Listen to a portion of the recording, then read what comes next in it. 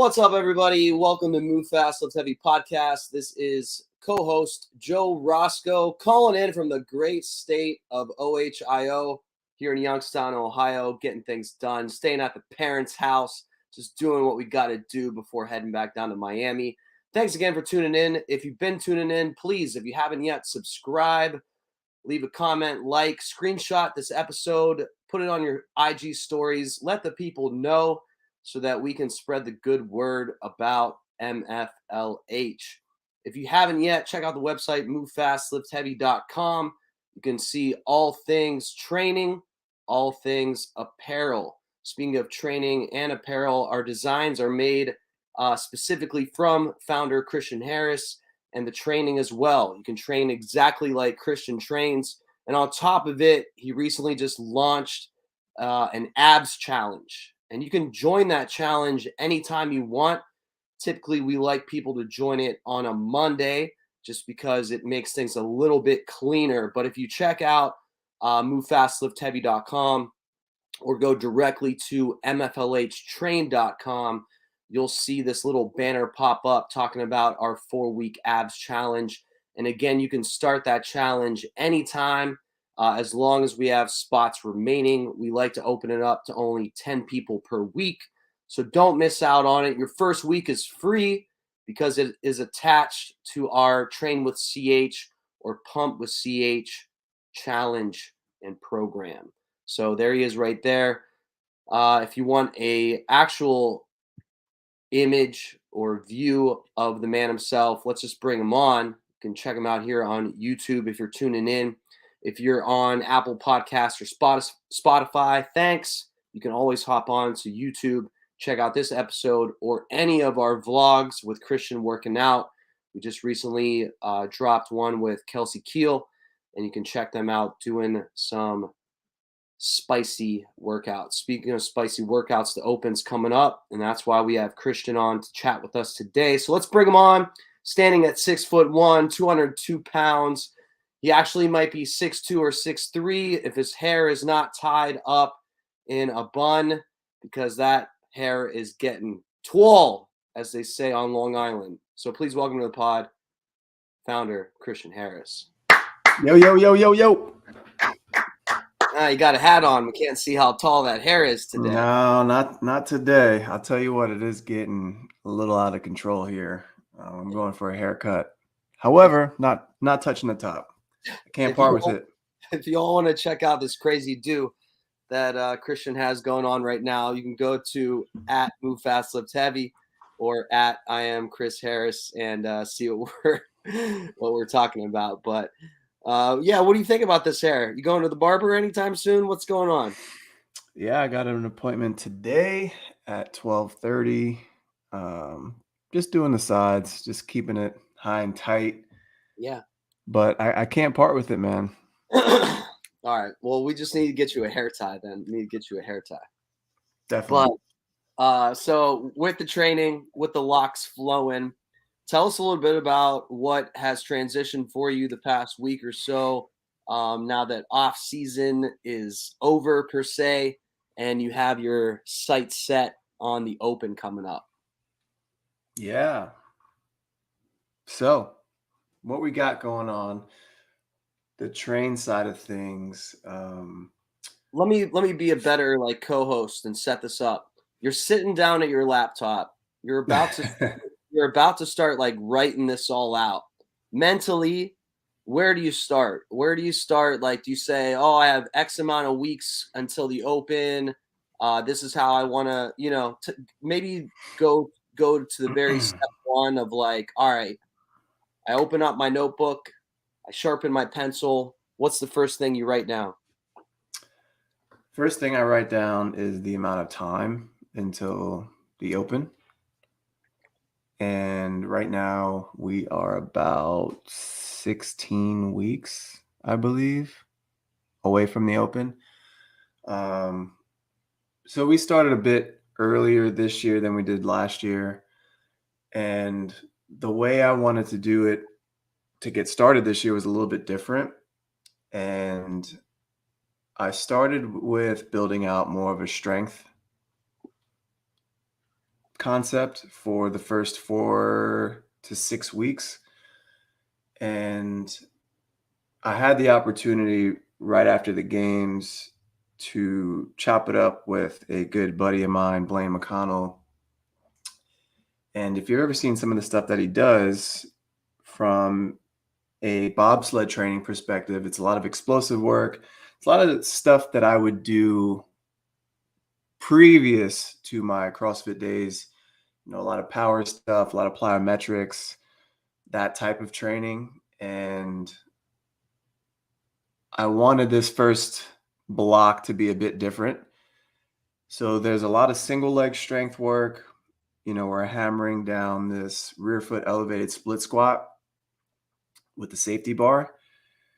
And it's from a supported position as well. And what I really like about this is you can build a shit ton of strength with the single leg split squat without having to load up your spine, right? So if you think about it, if you have 250 pounds on a safety bar squatting with one leg, or 500 pounds on your back squatting with two legs, you're almost doubling down that load. You are doubling down that load on your spine. And it just puts a lot more on your central nervous system as far as recovery is concerned. Okay. So I really like this for that reason, especially. So it's like get the same bang for your buck without being too much of a detriment to your CNS, which will allow you to keep performing at a high level throughout the week. Right. Especially this early in the season, there's no need to really like put your spine through that much of a burden. Yeah. The other thing too is there's a lot of imbalances with a lot of folks from side to side. So this is also a good way to get things balanced out before you start doing more bilateral work.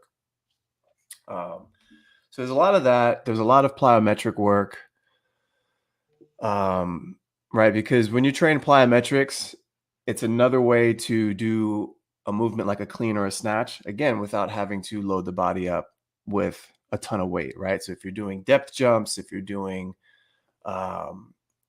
weighted squat jumps, things like that with light weight, you're still training very explosively without having to be under so much load. Yeah. So it's a great way to start the season. From a gymnastics standpoint, a few years ago, I had the opportunity to attend a Power Monkey camp.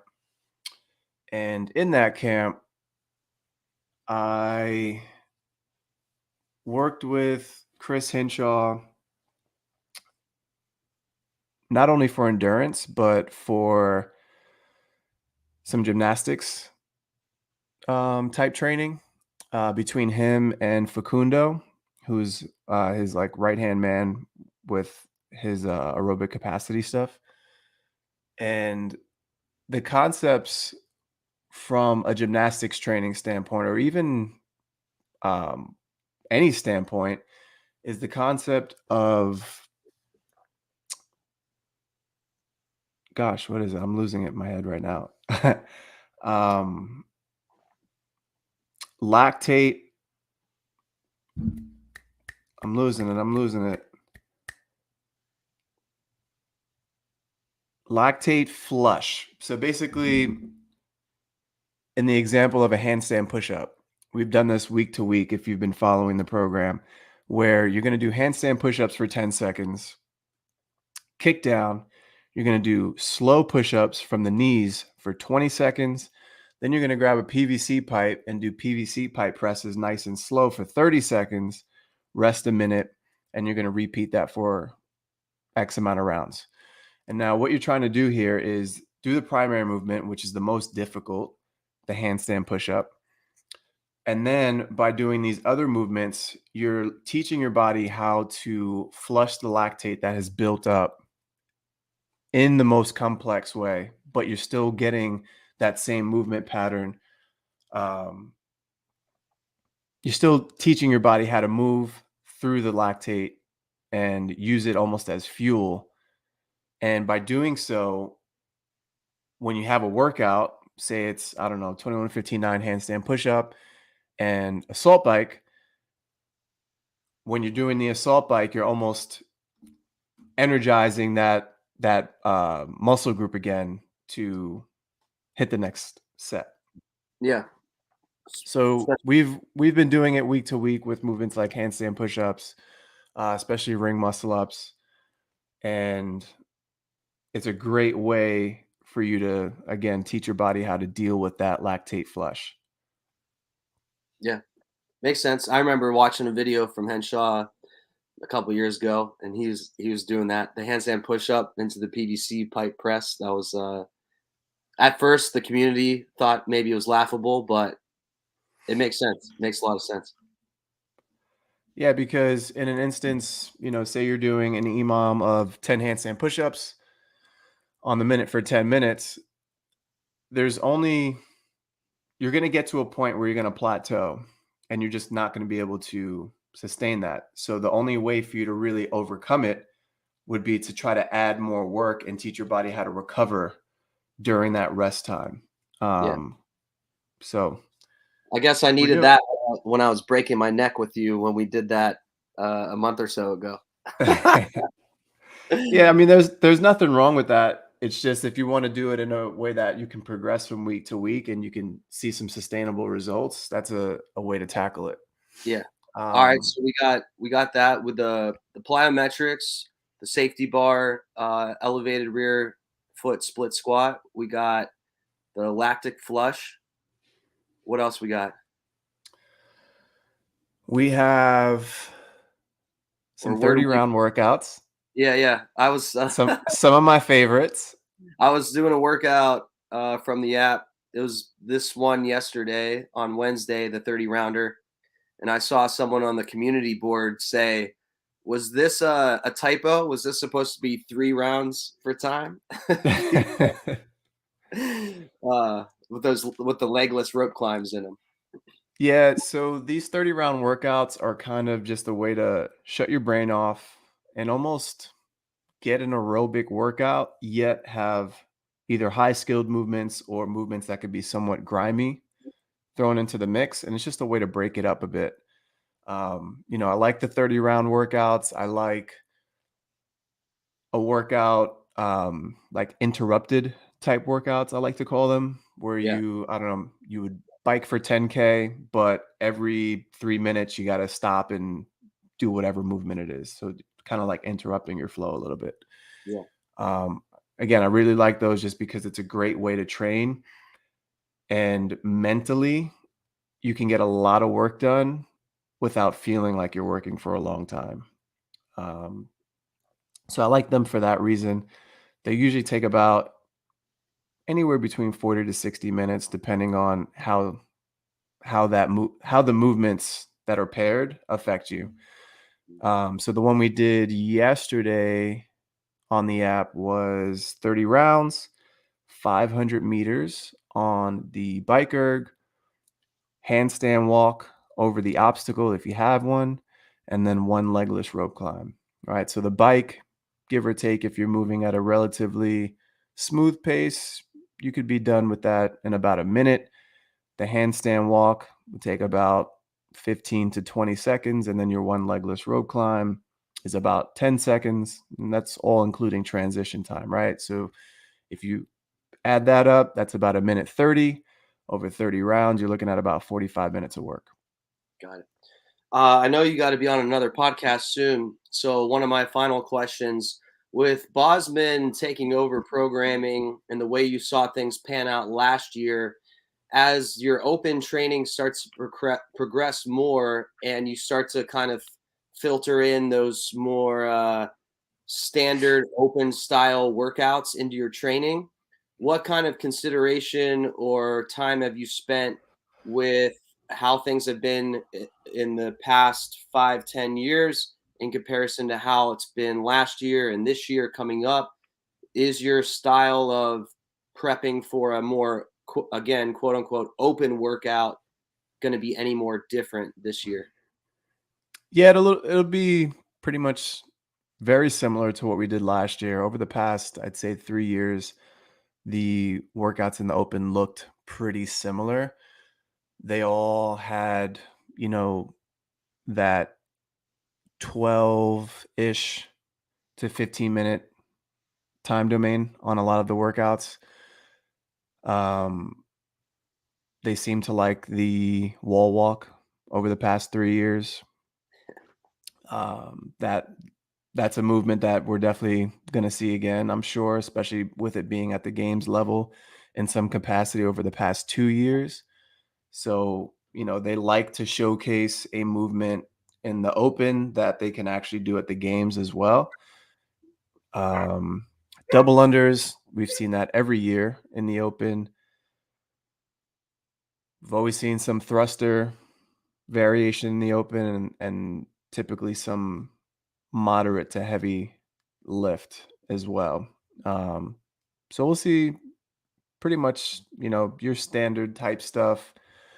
Um, as we move closer into the open, definitely a lot more work rest type workouts and shorter AMRAPs to kind of really get that higher intensity stuff going. Yeah. With you being a guy in fashion, if things kind of age well and other things don't age well in fashion. I feel this way about the wall walk. I feel like in 10 years or so with CrossFit, we're going to look back and be like, WTF? Like, what the hell were we doing? Like, how ridiculous. What's your feeling on the wall walk? Mine is, like, what is this? Like, this is a quote unquote sport, climbing up this wall backwards, looking like a fool. Yeah, it could be a movement that's a little sloppy, right? Especially for someone that maybe isn't a CrossFit Games athlete and it's somebody that's kind of really new into fitness. You can really butcher it pretty terribly, Yeah. losing your midline and really sagging the hips and just kind of like moving like a bowl of soup, Yeah. you I know? I just Um, feel like all the, CrossFit fails, like, montage YouTube creators just have a field day with that movement. yeah, it's definitely not a pretty movement, but it is a tough movement and it's something you can't hide from it. Yeah, So I do like it in that sense. gotcha. Alright, well, final question as we get you off here, if I'm looking to prep for the Open and I have programs to choose from, I'm gonna make you run for mayor here. What makes your Open prep or your programming different or enjoyable? What do you think out in the CrossFit space from what you've seen? What can we get something different from training with CH? It's not gonna look like your typical workouts in a sense. Again, I like to do a lot of work rest stuff. So, and I also like to do it in a way that makes you think a bit. So, a lot of times when I program work rest workouts, so say it's 3 rounds for time, 4 wall walks, 4 power cleans, and 12-calorie row. You're going to rest 1 to 1. And the first round, you're going to kind of go at a somewhat chill pace. Now, what I want you to do as you progress from round to round is almost think, okay, what can I do here to move a little bit faster? How can I shave some time off? So it's kind of almost warming you up into a blistering pace by the time you hit the last interval. So, you're not hammering yourself every single round, every single time. There is a little bit of a cerebral approach in within each round of the workout. So it's to me, it makes it a little bit more fun. It makes it a little bit more enjoyable. Yeah, I like the setup where you might not experience that in the Open, but you will have a similar experience with those, like, the window ones that they tend to do. You have 3 minutes to complete and then another three and another, and as those windows progress and the intensity, picks up, you kind of get that similar vibe of like, yeah, this was kind of easier in the beginning, but by the end of it, it's pedal to the metal. Yeah, and the other thing I like about it too is it's not defeating, right? Because if you do the right thing and you start conservatively enough, you Yeah, can progressively get faster. But if you start too fast, you're not going to be able to maintain your paces. And then at that point, it could feel almost a little defeating, right? So I always like to put that in there. Start conservatively and then get faster each set. And it definitely gives you more of a rewarding experience. cool. All right, CH, I'll let you go. Get to your next call. Appreciate you, man. Yeah, absolutely, man. Cheers. All right, cheers. Later.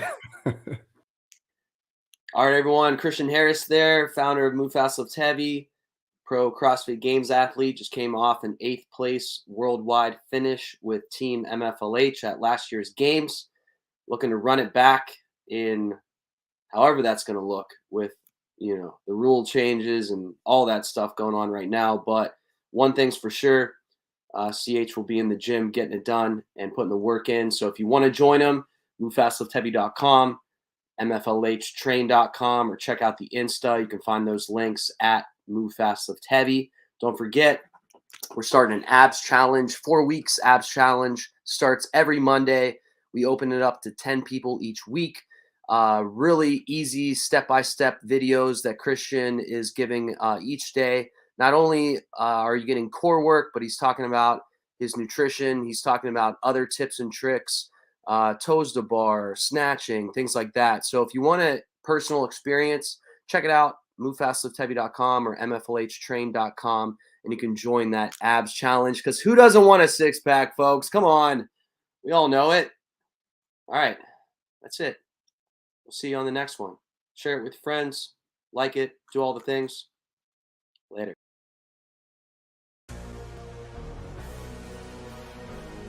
My name is Christian Harris. I'm a CrossFit athlete, coach, trainer, and founder of Move Fast Lift Heavy. MFLH has always been more than just apparel. It's a way to train, it's a lifestyle to live, and now we've leveled up that mantra by creating our online training platform.